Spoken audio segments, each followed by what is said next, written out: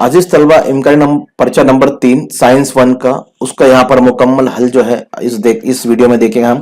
तो अगर आप वीडियो में नए हैं या चैनल पर नए हैं तो चैनल को सब्सक्राइब कीजिए, वीडियो पसंद आए तो उसको लाइक कीजिए और अपने बच्चों के ग्रुप में, आपके स्कूल के ग्रुप में उसको शेयर कीजिए।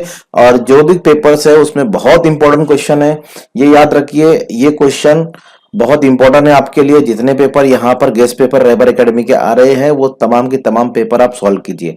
अगर आपने मेरा टेलीग्राम ग्रुप ज्वाइन नहीं किया है तो नीचे लिंक डिस्क्रिप्शन में दी गई है, वहां से आप मेरा टेलीग्राम ग्रुप ज्वाइन कीजिए।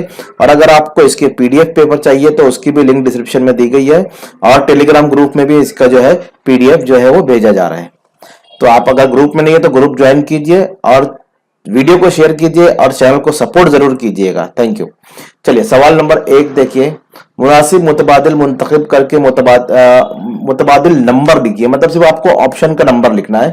जैसे सवाल नंबर 1 का जो ऑप्शन है उसका सिर्फ जो सही ऑप्शन है उसका नंबर लिखना है, पूरा सवाल लिखने की आपको जरूरत नहीं है।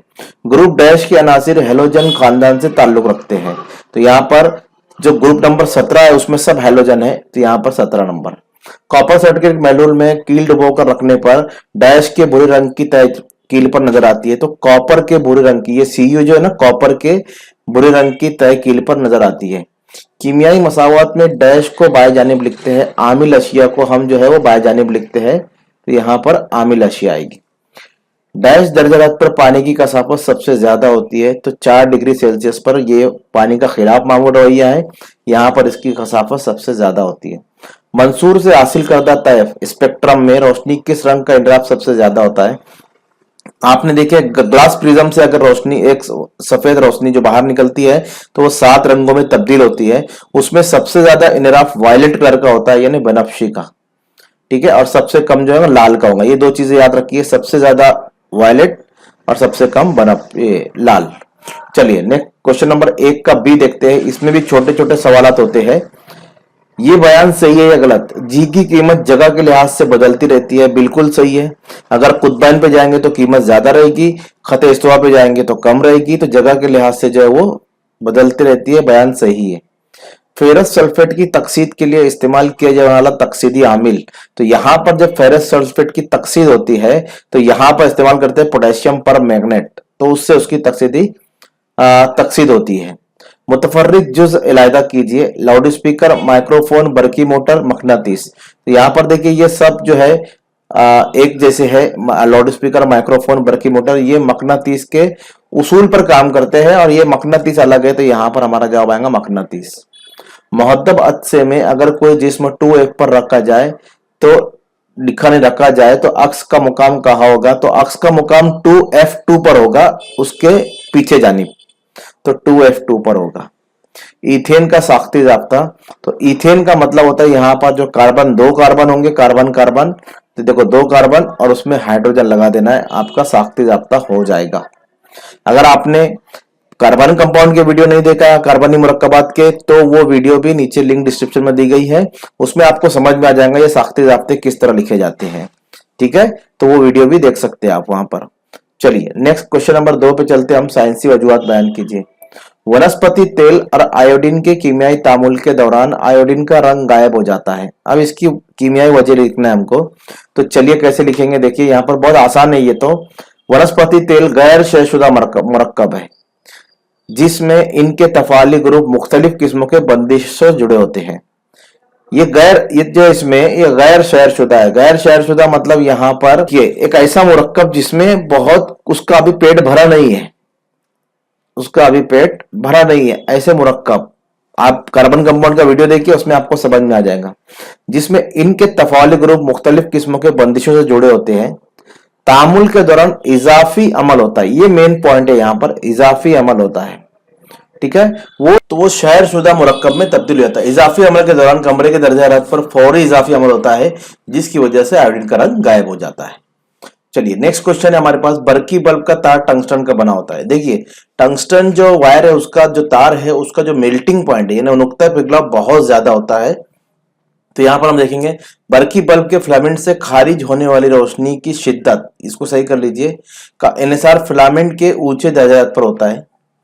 टंगस्टन जैसी धात का नुक्ता पिघलाव बहुत ऊंचा यानी 3410 डिग्री सेल्सियस होता है, इसलिए बरकी रव गुजार कर उसे बहुत ऊंची तपिश पर गर्म किया जा सकता है और वो गर्म होने के बाद जो है वो लाइट इमिट करता है और रोशनी को जो खारिज करता है, इसलिए यहाँ पर जो है टंगस्टन का जो बरकी बल्ब का तार हो टंगस्टन का बना होता है। आगे आप इसके जवाब लिख लीजिए। तीसरे क्वेश्चन पे चलते हैं हम लोग। सिफर ग्रुप के अनासिर को रईस गैस कहते हैं। सिफर ग्रुप के अनासिर को रईस गैस कहते हैं। तो चलिए इसका आंसर देखते हैं हम लोग। सिफर ग्रुप के अनासिर के बैरूनी खौल मुकम्मल तौर पर इलेक्ट्रॉन से पूर्ण होते हैं। देखो सिफर ग्रुप यानी ग्रुप नंबर 18, लेकिन मेंडलीफ ने क्या किया था, मेंडलीफ के दौरी दौर में ये जो है सिफर ग्रुप उसने अलग से बनाया था, क्योंकि उसमें जो रईस गैस है उनके लिए उसने जगह नहीं छोड़ा था, तो इसलिए एक अलग ग्रुप बनाया था और उसका नाम रखा था सिफर ग्रुप। तो सिफर ग्रुप आए या ग्रुप नंबर 18 आए, दोनों बात एक ही है, ये बात समझ लीजिए, ठीक है। तो उसके बैरूनी खौल में आप देखेंगे तो उसमें आपको हीलियम मिलेगा, नियॉन मिलेगा, एरेगॉन मिलेगा, क्रिप्टॉन मिलेगा, जेनॉन मिलेगा ग्रुप नंबर 18 में। तो उनके सारे आखिरी मदार जो है वो 8 इलेक्ट्रॉन से पूर्ण होते हैं, और जब किसी के 8 इलेक्ट्रॉन पूर्ण हो गए तो मतलब वो कयाम पजीर हालत में हो गया। तो इनकी इलेक्ट्रॉनिक तश्कील कयाम पजीर होती है, इसलिए ये अनासिर ना इलेक्ट्रॉन खोते हैं ना कबूल करते हैं, इसलिए कीमियाई अमल में हिस्सा नहीं लेते हैं। तो ये तमाम जो अनासिर गैस है, इसलिए इन्हें रईस गैस कहते हैं। चलिए नंबर बी देखते हैं हम लोग। सवाल नंबर 2 का बी, मंदजल सवाल के जवाब लिखिए, कोई 6 मार्क्स के लिए है। मंदजल साख्ती ज़ाब्तों के IUPAC नाम लिखिए। अब IUPAC नाम आयोपिक नेम जिसको हम बोल सकते हैं, ये लिखना है। देखिए पहले इसमें कार्बन के नंबर देखिए कितना, 1 2 3 कार्बन है, तो ये प्रोपेन हो गया। क्या हो गया? प्रोपेन, क्योंकि सिंगल बॉन्ड है, सिंगल बॉन्ड है। मैं फिर से बोल रहा हूं, अगर आपने कार्बन कंपाउंड के वीडियो नहीं देखे तो लिंक डिस्क्रिप्शन में दी गई है, वहां से आप कार्बन कंपाउंड के वीडियो देखिए तो ये आपको बहुत आसान हो जाएगा। तो ये जो सिंगल बॉन्ड है तो यहां पर एन होगा, ये अल्केन केस में आता है, और इसके 3 कार्बन है, इसलिए हम बोलेंगे प्रोपेन, है ना। अब ये प्रोपेन तो हो गया, बट इसमें ये अल्कोहल ग्रुप रखा हुआ है, ये OH जो ना अल्कोहल ग्रुप है, और कितने नंबर पे है? इधर से गिनेंगे तो नंबर 2 पे है, इधर से भी गिनेंगे तो नंबर 2 दूसरे कार्बन पे लगा हुआ है। तो ये प्रोपेन 2 नंबर पे लगा हुआ है, और OH ग्रुप को हम बोलते हैं शॉर्ट फॉर्म में ऑल। इथेनॉल का ऑल आखिरी वाला लेते हैं हम, ऑल, तो ये बन जाता है प्रोपेन 2 ऑल। तो इसका आंसर आएगा प्रोपेन 2 ऑल, ये आयोपिक नेम हो गया। अब यहां कार्बन देखेंगे आप तो यहां भी 3 कार्बन है, तो ये सॉरी यहां 2 कार्बन है ना, और ये NH2 है ना, ये अमाइन ग्रुप कहलाता है। क्या है? Amine group. तो ये 2 कार्बन है, 2 कार्बन है, तो यहां पर होता है एथ, 1 कार्बन रहेगा तो मेथ। तो यहां पर 2 कार्बन हो सकते, ये एथ हो गया, और ये जो NH2 है ना इसको बोलते हैं अमाइन। तो ये क्या हो गया? Ethane amine. क्या हो गया? Ethane amine. चलिए इतना याद रखिए।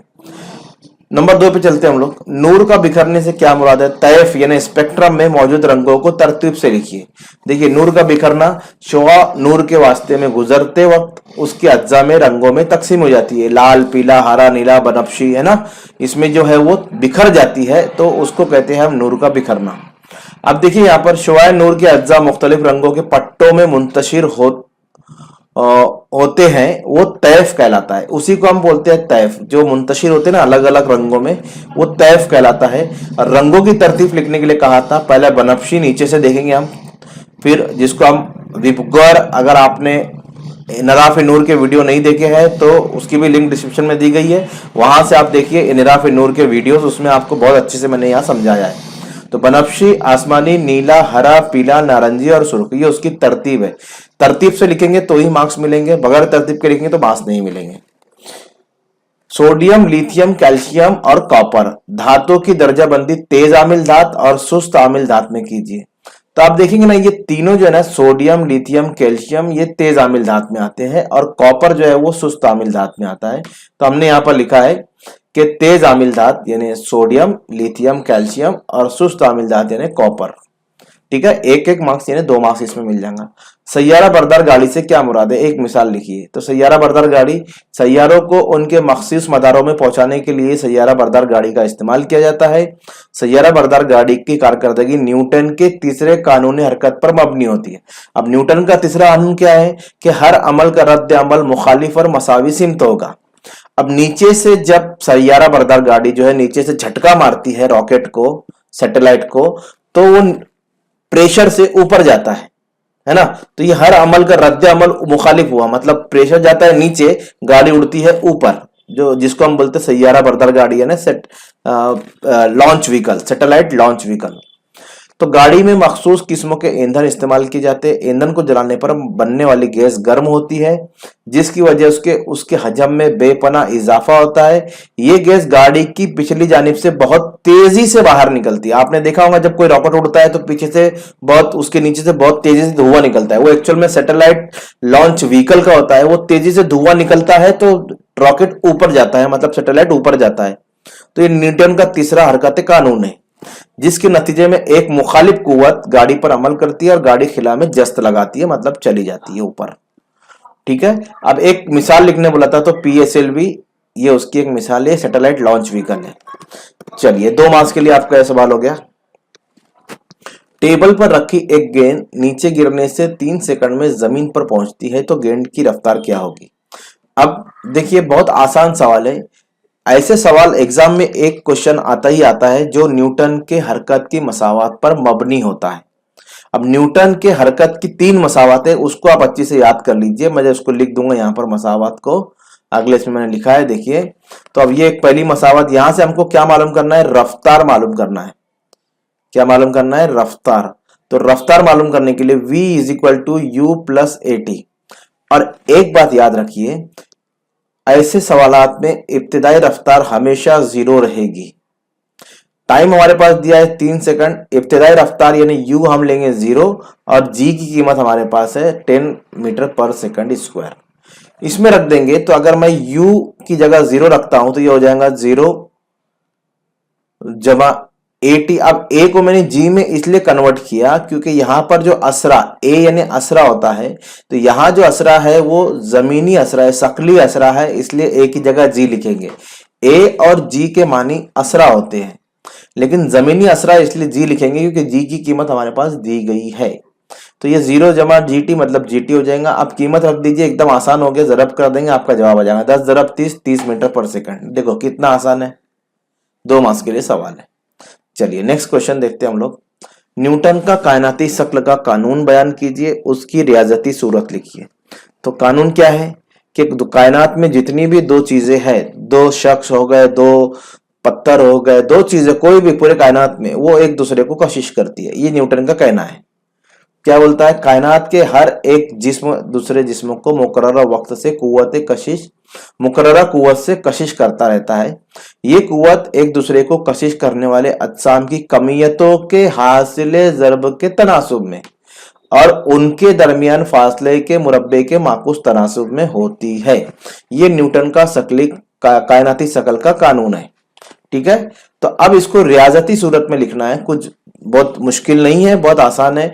2 जिस्म लेना है, एक M1 M2, और दोनों एक दूसरे को कशिश करेंगे। ये इसकी ताकत है, फोर्स, ये इसका फोर्स है, दोनों का दरमियानी फासला d है। अब क्या बोला है कि अज्साम की कमियतों के, मतलब M1 M2 ये उसकी कमियत है दोनों जिस्मों की, तो उनका हासिल ज़र्ब यानी M1 ज़रब M2 हो जाएगा, है ना। किसका, कशिश कौन कर रहा है, ये फोर्स है ना। एक दूसरे को कशिश करने वाले अज्साम की कमियतों का हासिल ज़र्ब का तनासुब, उनके दरमियान फासले। अब ये फासला क्या है, d है। तो चलिए M1 M2 कमियत वाले 2 अज्साम दिखाए गए हैं, इनका दरमियानी फासला d है। अब देखिए क्या लिख रहा हूं, इन 2 अज्साम के दरमियान कुव्वत कशिश F है। ये दोनों एक दूसरे को कशिश कर रहे हैं। इनको रियाजती तौर पर इस तरह लिखा जाता है, क्या कि F = M1 × N2 upon d², फासले का मुरब्बा। माकूस का मतलब होता है नीचे आएगा। ठीक है, तो यहां पर लिखेंगे F वेरीज M1 इंटू इनका हासिल ज़र्ब और ये फासले का मुरब्बे का माकूस तनासुब। अगर आप यहां से ये वेरीज हटेगा, ये जो वेरीज हटेगा तो यहाँ पर जी लगेगा, और ये जी जो होता है ये कायनाती मुस्तकिल होता है। क्या होता है? कायनाती मुस्तकिल। तो ये रियाजती सूरत है। आपने इतना पूरा लिखा तो आपको 2 मार्क्स मिलेंगे। बहुत आसान सवालात होते हैं, बस थोड़ा आपको सोच कर समझ कर लिखना है। चलिए, ये क्वेश्चन नंबर 3 मार्क्स का सवाल है। देखिए बहुत आसान है सवाल है 3 मार्क्स के लिए। अब दूसरा सवाल देखते हैं हम लोग। मुख्तसर नोट लिखिए जदीद दौरी जदवल की साख्त। अब दौरी जदवल की साख्त तो आप अपनी मर्जी से भी लिख सकते हो, अगर आपको पीरियोडिक टेबल अच्छी से मालूम है कि उसमें कितने दौर है, कितने ग्रुप है, कौन से ब्लॉक है, कौन से ब्लॉक में कौन से एलिमेंट्स है, कौन से अनासिर है, वो सब अगर आपको मालूम है तो आप अपनी मर्जी से भी लिख सकते हो। ठीक है, तो जदीद दौरी जदवल में 7 उफ़क़ी कतारें हैं, यानी 1 से 7 दौर है। इसी तरह 8 उमूदी कतारें हैं जिसको हम ग्रुप कहते हैं। 7 दौरों के अलावा 2 दौर नीचे भी मिलेंगे आपको अलग से, जो है उनको हम बोलते हैं लेथेनाइट और एक्टेनाइट सिलसिले। और पूरा लिखना है। फिर यहाँ पर देखिए, मुकम्मल दौरी जदवल को S block, P block, D block, F block, इस तरह 4 ब्लॉक में तकसीम किया गया। एस ब्लॉक में ग्रुप 1 और 2 है, 13 ग्रुप 18 पी ब्लॉक में आते हैं। डी ब्लॉक में ग्रुप 3 से ग्रुप 12, और नीचे लेथेनाइट और एक्टेनाइट सिलसिले ब्लॉक एफ में आते हैं। ये ब्लॉक का डिस्क्रिप्शन हो गया पूरा कि ब्लॉक में क्या क्या है। डी ब्लॉक अनासिर को उबूरी अनासिर कहते हैं, जो बीच में देखिए आपको दौरी जदवल के पी ब्लॉक में एक मुननी खत भी मिलेगा आपको, जिगजैग लाइन, जिसके दाएं जानिब जो है अधात होते हैं, बाएं जानिब धात होते हैं। तो ये तमाम चीजें आपको यहाँ पर लिखना है। और जिगजैग लाइन पर मतलब जो मुननी खत है उसके ऊपर धात नुमा अनासिर होते हैं। ठीक है, चलिए ये इस तरह आप डिस्क्रिप्शन लिखेंगे तो आपको 3 मार्क्स पूरे मिल जाएंगे। 3 पे देखते हैं हम लोग क्या है। रवा खाका मुकम्मल कीजिए। अब यहां पर लिखना है। अब ये आपकी किताब में है, आप उसको अच्छी से याद कर लेने का। IRNSS, तो यहां पर आएगा हमारे पास, जमीन पर कहीं भी किसी मुकाम की बिल्कुल दुरुस्त निशानदेही करता है, अर्जुल बुलंद तुलुल बुलंद का तयन करता है। और ये जो है रहबर शनास मसनूई सैयारा, नेविगेशनल सैटेलाइट जिसको बोलते हैं। फौजी मसनूई सैयारा क्या है कि भाई ये जो है इसकी गाड़ी जो है PSLV है, और यहाँ पर जो दफाई नुक्ते नजर से मालूमात इकट्ठा करता है, मतलब फौज के लिए मालूमात इकट्ठा करके वो सैटेलाइट प्रोवाइड करता है, बेचता है। जमीन का मुशाहिदा कौन करता है? जैसे अभी जमीन का मुशाहिदा करने के लिए यहाँ पर IRS, ठीक है। और ये जंगलात, सहरा, समंदर, कुतबी खित्तों की बर्फ वगैरह का मुताला, नीज कुदरती वसाइल, कहाँ पर अगर कोई जलजला आ रहा है, कोई तूफान आ रहा है, कोई सुनामी आ रही है, तो ये सैटेलाइट उसका मुशाहिदा करके जमीन पर उसके मैसेजेस भेजता है। तो ये पूरा चार्ट जो है आपको मुकम्मल करना है। आपकी बुक में टेबल बना हुआ है, उसमें आप उसको याद कर लीजिए अच्छे से। तो नेक्स्ट क्वेश्चन देखते हैं हम, क्वेश्चन नंबर 4। बहुत आसान सवाल है, शीशे का मुस्ततील दिया हुआ है और आपको सिर्फ लिखना है कि शुआ AB का नाम क्या है। तो ये शुआ AB कौन सी है? इंसिडेंट रेट, जिसको हम बोलते हैं शुआ वकू। तो चलो लिखते हैं भाई शुआ वकू। देखो कितना 1 मार्क्स मिल गया आपको। उसके बाद शुआ BC का नाम, तो BC का है, ये BC है रेड कलर की, तो ये शुआ इनराफ होके अंदर आई ना, तो मुनरफा, तो यहाँ लिखेंगे शुआ मुनरफा। 1 मार्क्स ये भी मिल गया आपको। अब ये जो ब्लू कलर की शुआ है CD, ये मुखरजा है, शुआ मुखरजा, क्या बोलते हैं इसको? शुआ मुखरजा। बस हो गया 3 मार्क्स आपके लिए। बहुत आसान है, सिर्फ आपको ये शुआ याद रखना है। और कभी कभी इसमें घुमाकर पूछा जाता है एंगल I क्या है? ये एंगल ऑफ इंसिडेंट, यानी क्या बोलेंगे हम? जाविया वकू। तो ये क्या है? R, ये जाविया मुनरफा है। ये सब चीजें आपको याद रहना चाहिए, ठीक है, अगर ऐसे सवाल पूछा इसके बजाय। नेक्स्ट 5वां, बंदा तदिल कीमियाई तामुलात की किस्म पहचानिए। अब देखिए यहाँ पर क्या करना है, ये शक्कर है C12H22O11, ये शक्कर का जाब्ता है। शक्कर को अगर गर्म किया जाए तो वो उसके जो टूट जाते हैं सालमात, यानी कार्बन अलग हो जाता है और पानी बाहर निकल के उड़ जाता है। तो ये क्या हो रहा है, यहाँ पर हरारत दी जा रही है। क्या दी जा रही है? हरारत। तो ये देखिए हरारत गिर अमल है।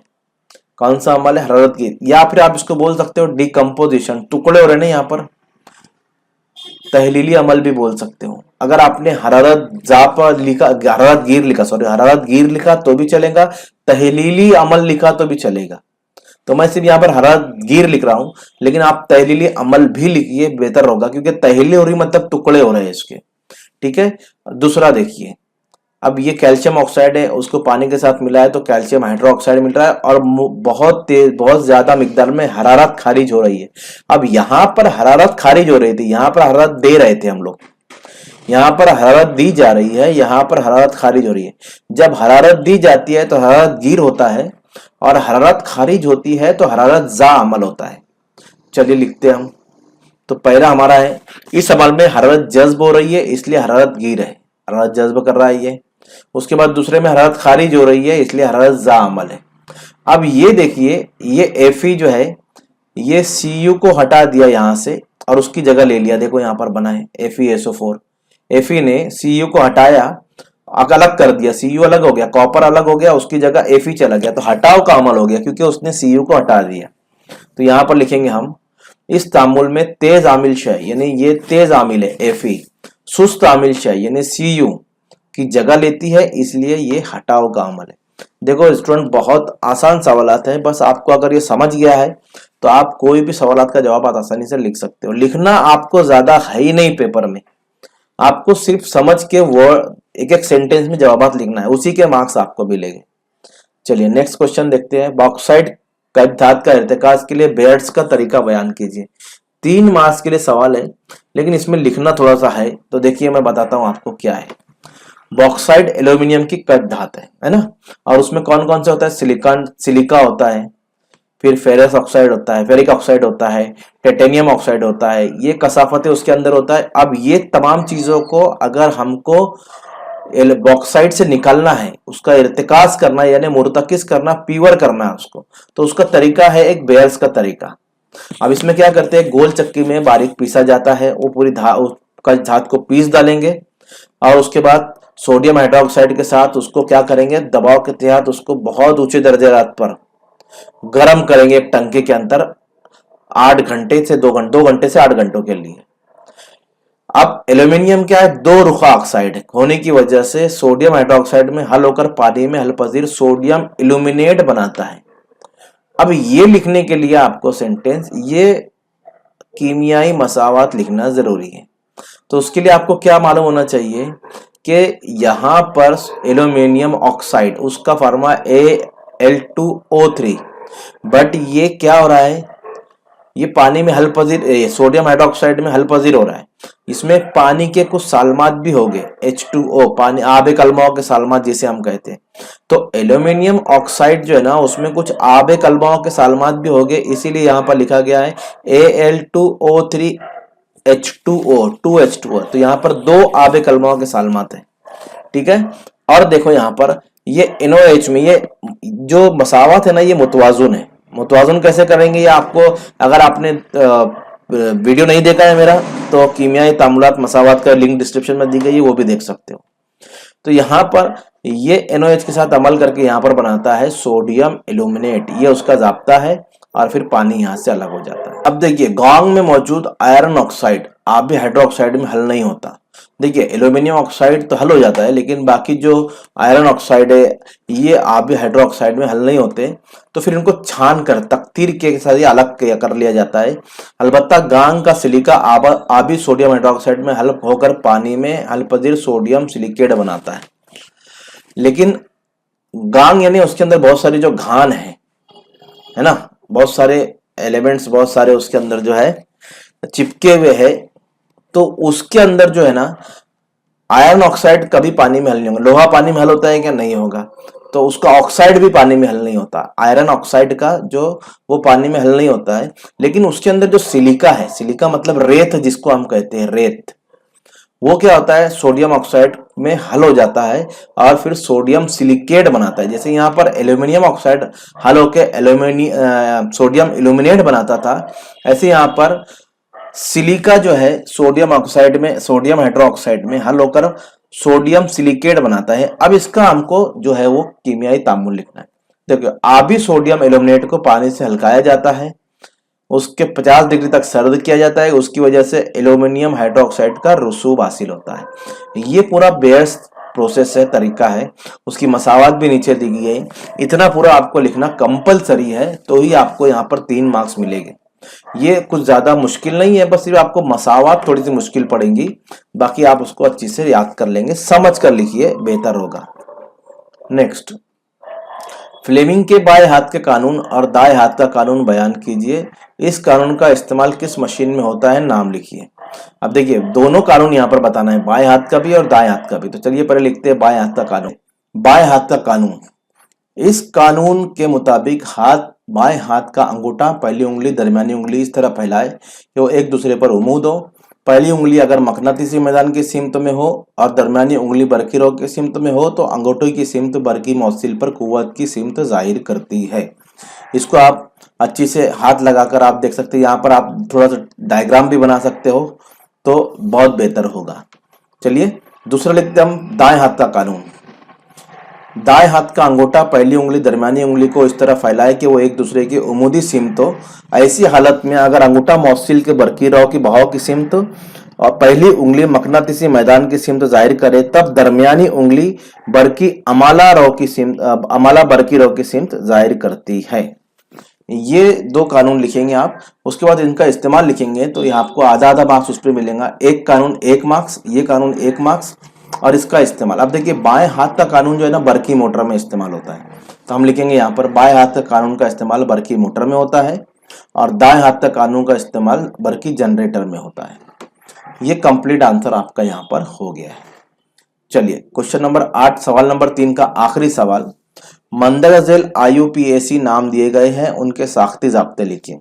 बहुत आसान है। 2 chlorobutane propane two all, propane two all तो मैंने अभी आपको बताया पीछे, और मेथेनॉल। चलिए बनाते हैं। देखिए मैं थोड़ा सिखाता हूं यहाँ पर कैसे बनता है ये। अब देखिए क्लोरोब्यूटेन, अगर ये ब्यूटेन नाम आया तो सबसे पहले आपको मालूम होना चाहिए कितने कार्बन होंगे ब्यूटेन में। तो ब्यूटेन में जो होते हैं वो 4 कार्बन होते हैं, उसको बोलते हैं हम ब्यूटेन। तो 4 कार्बन बना लीजिए, 4 कार्बन, चारों को बॉन्ड लगाना है हमको, ठीक है। और 2 है और क्लोरो है, क्लोरो को मतलब क्लोरीन। तो नंबर 2 पे इधर से या इधर से, दोनों में से किधर से भी नंबर 2 पे नीचे क्लोरीन लगा दीजिए। तो ये हो गया 2 क्लोरो। क्या हो गया? 2 क्लोरो। और ये ब्यूटेन तो है, 4 कार्बन हो गए मतलब ब्यूटेन हो गया। अब हर एक जो बॉन्ड बचा है उन सब पे हाइड्रोजन लगा दो, आपका 2 क्लोरोब्यूटेन बन जाएगा। सब पे हाइड्रोजन लगा दीजिए और याद रखिए एक कार्बन 4 बॉन्ड बनाता है क्योंकि उसकी गिरफ्त 4 है। कार्बन की गिरफ्त 4 है इसलिए 4 बॉन्ड बनाएगा, 4 बंदिशें बनाएगा। तो देखो हर एक की 4 बंदिश मिलेंगी, ये 4 इसकी, ये 4 इसकी, ये 4 इसकी, ये 4 इसकी। और हर एक बॉन्ड पे अभी क्लोरीन तो लगा दिए, बाकी जो बॉन्ड बचे सब पे हाइड्रोजन लगा दीजिए, आपका 2 क्लोरोब्यूटेन बन गया। बहुत सिंपल है, बहुत सिंपल है। ब्यूटेन 4 कार्बन बनाना है, एक पे 2 नंबर पे क्लोरीन लगाना है और फिर सब पे हाइड्रोजन लगा देना, आपका 2 क्लोरोब्यूटेन बन जाएगा। अब देखो प्रोपेन टू ऑल, प्रोपेन का मतलब होता है 3 कार्बन, तो 3 कार्बन बना लो भाई। इसको इस तरह भी लिख सकते हैं, ये तो बताना भूल गया मैं, ये तो साख्ती जाब्ता है, इस तरह भी लिखेंगे अगर ये नहीं बनाते हो। लेकिन मेरे हिसाब से ये जो बनाना है बहुत आसान है और इसी को कन्वर्ट कर लो CH3। देखो ये CH3 है, ये CH2 है और ये CHCl है नीचे लगा हुआ, और ये CH3 है। तो आप इस तरह भी लिख सकते हो। उसके बाद प्रोपेन टू ऑल बनाना है। प्रोपेन का मतलब होता है 2, तो हम बनाएंगे प्रोपेन टू ऑल। प्रोपेन का मतलब होता है 3 कार्बन, तो 3 कार्बन बना लो यार, तीनों को बॉन्ड लगा दो। अब 2 तो 2 नंबर, चाहे इधर से 2 लो या इधर से 2 लो, तो 2 बीच में ही आएगा। यहां पर ऑल, ऑल का मतलब होता है OH ग्रुप, अल्कोहल ग्रुप। तो एक पे अल्कोहल लगा दो, ये OH हो गया, बाकी पे बॉन्ड लगा दो, अपने हाइड्रोजन लगा दो, हो गया आपका प्रोपेन टू ऑल। ठीक है। अब इसको इसी तरह लिख सकते हैं CH3 CHOH, और यहां पर इस तरह लिख सकते हैं आप, देखो ये CH3 CHOH और CH3, ये भी लिख सकते हो, ये भी लिख सकते हो। दोनों लिखे तो और अच्छा इंप्रेशन पड़ेगा आपके लिए। C लिखेंगे हम मेथेनॉल। मेथेन का मतलब होता है कितने कार्बन? 1 कार्बन, एक ही कार्बन। और ऑल, मेथेनॉल, ऑल का मतलब होता है OH ग्रुप लगाना आपको, जैसे यहां पर लगाए थे हमने। तो 1 कार्बन में 3 हाइड्रोजन और 1 OH लगा दो यार, मेथेनॉल हो गया CH3OH। बहुत आसान है ये बनाना। तो ये तीनों यहाँ पर हमारे पास IUPAC नाम थे, उनके हमने क्या बनाए? साख्ती जाब्ते लिखे। तो ये तीनों साख्ती जाब्ते आपको समझ गए होंगे। चलिए अब क्वेश्चन नंबर आखिरी क्वेश्चन 4 पे चलते हैं, जिसमें लिखा है होप के आले की नामज़द शक्ल बनाइए। उस आले की मदद से पानी के खिलाफ मामूल रवैये का मुशाहिदा किस तरह किया जाता है, वजाहत कीजिए। अब देखिए पहले शक्ल बना लेंगे हम, ये वाली, ये शक्ल आप प्रैक्टिस करके जाइए, या फिर कभी कभी ये शक्ल दी जाती है, इसके ऊपर सवालात आते हैं कि टेम्परेचर T2 का टेम्परेचर कितना है, तो आप देखकर लिख सकते हो 0 डिग्री। T1 का टेम्परेचर कितना है, तो आप लिख सकते हो 4 डिग्री। तो पानी का खिलाफ मामूल रवैये की वजाहत कीजिए या बताइए। तो ये शक्ल बनाने के बाद फिर आप जो है इसके बारे में पूरा आपको मालूमात जो है वो लिखनी है।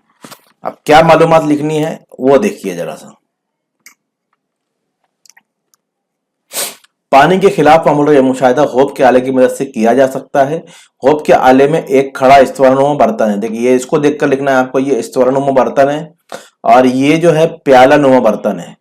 जो यहां पर देख रहा है वही लिखना है, नलकी के साथ होता है। स्तवरनुमा बर्तन में फैले हुए बर्तन के ऊपर T1 है ना और T2 नीचे तपिश पैमा लगाने की सहूलत होती है। खड़े स्तवरनुमा बर्तन को पानी से भरते हैं, जबकि पैरानुमा बर्तन में बर्फ और नमक का आमेजा, ये पॉइंट भूलना नहीं है, बर्फ और नमक का आमेजा, इंजमादी आमेजा बोलते हैं इसको, तो ये इसमें बीच में भर देना है। ये हो गया इसका कंस्ट्रक्शन, मतलब कैसा है ये। अब कैसे काम करता है वो यहाँ पर लिखा हूं मैंने। इब्तिदा में इस्तवाने के दरमियानी हिस्से का पानी का दर्जा हरारत अतराफ के इंजमादी आमेजे की वजह से कम होता है। अब ये यहाँ पर जो ये नलकी में पानी है जो इस्तवानुमा बर्तन में, तो इसके अंदर जो यहाँ पर बर्फ और ये है, तो पहले ये पानी ठंडा होगा यहाँ का, इसके पीछे का, वो ठंडा होने के बाद क्या होगा मैं इसको समझा देता हूँ थोड़ा सा। जब ठंडा हो जाएगा ये पानी, तो इसकी क्या होंगी, ज्यादा कसाफत हो जाएगी। अब किसी की भी कसाफत ज्यादा होंगी तो वो नीचे की तरफ ढक ले जाएगा, तो यहाँ पर जो पानी है वो नीचे आएगा, और जैसे ही वो ठंडा पानी नीचे आएगा क्योंकि उसकी कसाफत ज्यादा हो जाएगी, तो जब ये पानी नीचे आएगा तो ये टेम्परेचर बहुत जल्दी से धीरे धीरे धीरे कम होते जाएगा। लेकिन कब तक कम होगा, 4 डिग्री तक कम हो जाएगा, और 4 डिग्री के बाद ही पानी अपना खेल शुरू करता है।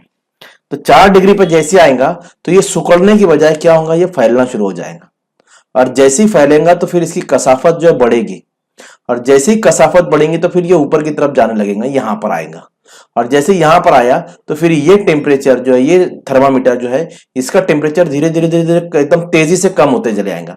इतना कम होगा कि 0 पे आ जाएगा और ऊपर के हिस्से में बर्फ जम जाएंगी, लेकिन नीचे के हिस्से में बर्फ जमी क्या, नहीं, वो तो पानी रह गया। ये है होप का आला, और यही सर्द ममालिक में होता है, ऊपर बर्फ होती है नीचे पानी होता है। तो ये पानी का खिलाफ मामूल रवैया है कि 4 डिग्री पर वो क्या होता है, सुकड़ने की बजाय फैलना शुरू हो जाता है। और यहां पर देखो जब ये फैल कर ऊपर आता है होप के आले में, तो ये जो है यहाँ ठंडा पानी जब जैसे आता है तो ये तपिश पैमा जो है बहुत तेजी से जो है वो गिरता है, उसका दर्जा हरारत कम होता है और 0 पे आ जाता है, और ये 4 पे लगा हुआ रहता है। इसीलिए यहाँ पर जो है पानी इसी तरह जमता नहीं है, सुकड़ता नहीं है, फैला हुआ रहता है, और यहाँ पर पानी जम जाता है। समझ में आया कि ये पूरा डिस्क्रिप्शन जो है ये मैंने आपको समझा दिया। तो इस तरह पूरा आप इसको याद करके लिखिए, आपकी किताब में पूरा वैसे के वैसे ही लिखा हुआ है। चलिए नेक्स्ट क्वेश्चन देखते हैं हम, इसका दूसरा। देखिए शक्ल के में आंख के नुक्स को दिखाया गया है, शक्ल का मुशाहिदा कीजिए और सवालात के जवाबात लिखिए। बहुत आसान है ये। शक्लों में आंख का कौन सा नुक्स दिखाया गया, अब ये कैसे पहचानोगे कि देखो ये जो आंख है और यहाँ पर पर्दा शबकिया है ना, रेटिना, अक्स यहां पर बनता है लेकिन बाहर बन रहा है, पर्दे से पीछे बन रहा है। तो जब भी पर्दे से पीछे बना तो ये है बईद नजरी, इसको हम क्या बोलेंगे, बईद नजरी। और पर्दे से पहले बन गया तो उसको बोलेंगे करीब नजरी। तो ये बईद नजरी है क्योंकि पर्दे के पीछे बन जा रहा है, इसलिए हम यहाँ पर लिखेंगे ये नुक्स बईद नजरी का नुक्स दिखाया गया है। इस नुक्स की 2 वजूहात लिखिए, तो 2 वजूहात लिखते हैं हम लोग यहाँ पर। क्या वजूहात हुए कि यहाँ पर अच्छे के करीब के उजलात कमजोर हो जाने की वजह से अच्छे की कुव्वत मरकूजियत यानी शुआओं को समेटने की ताकत क्या हो जाती है, कम हो जाती है, समेट नहीं पाती है, बहुत दूर जाके समेटती है। यहाँ पर कुर्रा चश्मा छोटा हो जाता है या चपटा हो जाने की वजह से, ये जो चश्मा है ये चपटा हो जाता है, ये फूला हुआ रहेगा तो ये बराबर समेट कर यहाँ पर बनाएंगे अक्स, लेकिन ये चपटा हो जाता है फूल, या क्या हो जाता है, छोटा हो जाने की वजह से और चपटा होने की वजह से पर्दा शबका के दरमियान का जो फासला है जिसको हम तूले मास्का बोलते हैं। अगर आपने अच्छे के वीडियो नहीं देखे हैं तो लिंक डिस्क्रिप्शन में दी गई, देखिए ऊपर भी आ रही है यहाँ पर, यहां से भी आप देख सकते हो। ठीक है, तो आप वहां से अच्छे के वीडियो देखिए, उसमें बहुत अच्छे से मैंने उसको समझाया है। तो ये जो है ना तूले मास का जो है क्या हो जाता है, कम हो जाता है, जिसकी वजह से ये अक्स पर्दे के पीछे बनता है। चलिए इसका तिदराक, तो फिर इसका इलाज क्या है, क्या बोला उसने, इस नुक्स का तिदराक किस तरह की, तिदराक का मतलब होता है इलाज, करेक्शन। तो तिदराक लिखेंगे हम, क्या करेंगे हम, मुहद्दब अदसा, चश्मा पहनते हैं, मुहद्दब अदसे का चश्मा पहनते हैं, तो यहाँ पर चश्मा पहनने से इसकी ताकत जो है वापस वैसे ही हो जाती है। चलिए, मुनासिब तूले मास्का के मुहद्दब अदसे का इस्तेमाल करके इस नुक्स को दूर किया जा सकता है। मुहद्दब अदसे के जरिए रोशनी की शुआएं आंख के अदसे तक पहुंचने से पहले समेटती है, उसके बाद आंख के अदसे के जरिए ये शुआएं पर्दा शबकिया पर मरकूज होती है, जो बाहर मरकूज हो रही थी चश्मा लगाने से वो यहाँ मरकूज होती है, और फिर अक्स हमको जो है हासिल होता है, मतलब कोई भी चीज हमको दिखाई देती है। ठीक है, अब आखिरी सवाल क्या बोला है, देखो 4 सवाल है, ये इसका 1 मार्क्स, ये लिखने का 1 मार्क्स, ये लिखने का 1 मार्क्स, 3 मार्क्स हो गए, और ये सवाल है 5 मार्क्स का। तो 2 मार्क्स जो है ना आपके, ये नुक्स किस तरह दूर किया जाए, शक्ल बनाइए, तो ये शक्ल बनाने के 2 मार्क्स है आपको, तो ये शक्ल आपको बनाना है, ये वाली, इसमें ये जो बाहर जो लगा ना चश्मा, ये मुहद्दब अदसा, इसको ही देखकर बना लीजिए, ये जो है अंदर कर दीजिए, थोड़ा इसको फुला दीजिए अच्छे को, और बाहर एक और मुहद्दब अदसा लगा दीजिए, आपकी शक्ल बन जाएंगी। कुछ भी करना नहीं, आपको देखकर बना सकते हैं आप। ठीक है, यही देखकर उतार दीजिए, बस ये जो अक्स बाहर बन रहा है ना, इसको अंदर बना दीजिए, यहां मरकूज कर दीजिए, यहाँ पर एक मुहद्दब अदसा लगा दीजिए, ये थोड़ा अच्छा चपटा है, इसको थोड़ा फुला दीजिए, आपकी शक्ल बन जाएंगी आसानी से। तो उम्मीद करता हूँ अजीज तलबा ये पूरे सवालात के जवाबात हमारे पेपर के थे। पेपर अगर आपको डाउनलोड करना है तो नीचे डिस्क्रिप्शन में दी गई है, और मेरा ग्रुप में भी मैंने डाल दिया है पेपर, वहां से आप इसको प्रैक्टिस कीजिए। अगर वीडियो पसंद आए तो लाइक कीजिए, शेयर कीजिए, और चैनल को सब्सक्राइब तो जरूर कीजिए यार। Thank you.